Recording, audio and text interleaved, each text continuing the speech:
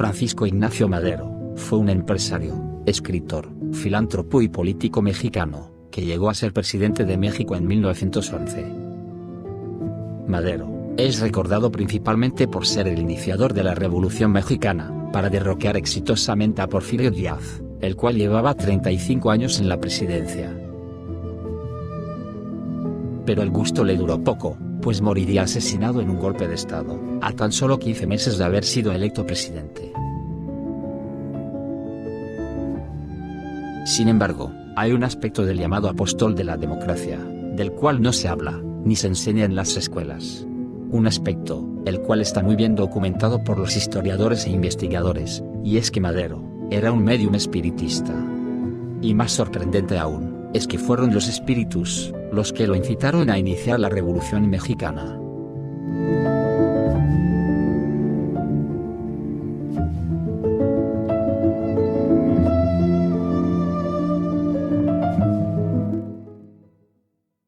En 1891, cuando Madero tenía 17 años, un día se encontró en la biblioteca de su padre varias ediciones de una revista francesa, llamada La Revue Spirite, escritas por Allan Kardec.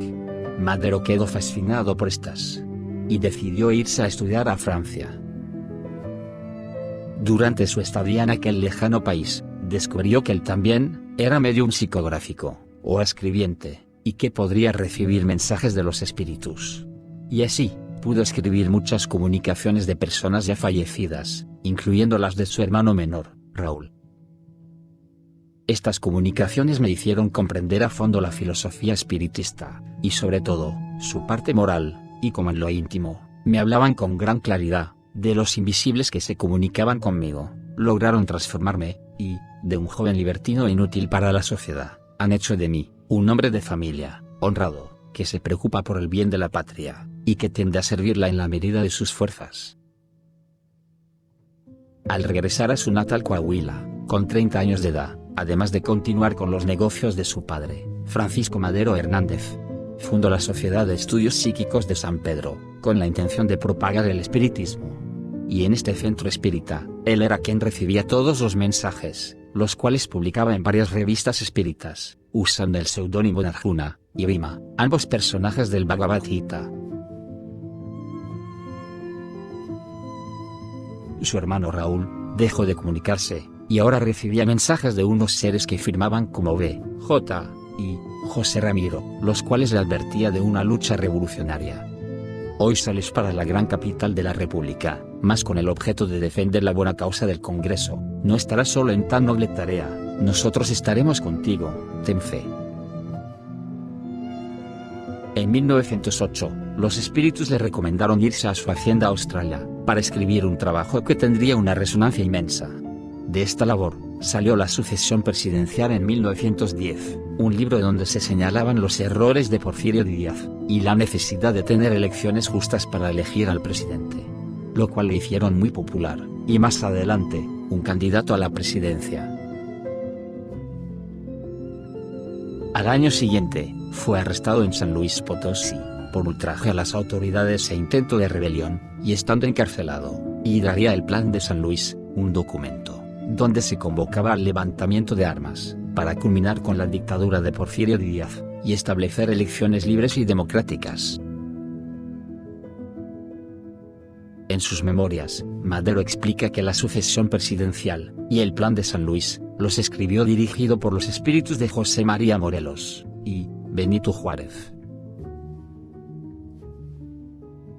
Queridísimo hermano, principiaré por felicitarlo muy cordialmente, por los triunfos que ha obtenido usted sobre sí mismo, los cuales lo ponen en condiciones de emprender con éxito la obra colosal de restablecer la libertad en México. El triunfo de usted va a ser brillantísimo, y de consecuencias incalculables para nuestro querido México, BJ. Además, le dieron una fecha para actuar, el 20 de noviembre de 1910. Hablaba yo también del presidente Madero, del presidente Cárdenas. Se sabe poco, pero el presidente Madero era un fiel seguidor de Benito Juárez. El presidente Madero era simpatizante de la doctrina espírita y en sus apuntes dejó escrito que recibía mensajes de Benito Juárez. En sus apuntes aparece el mensaje y la B y la J. Siempre respetó a Benito Juárez. Eventualmente, tras explotar la revolución, Porfirio Díaz huyó a Francia, y al final de esta, Madero asumió la presidencia. La prensa lo atacaba fuertemente con burlas, llamándole el loco que se comunica con los muertos, aprovechando la libertad de expresión que él les había otorgado.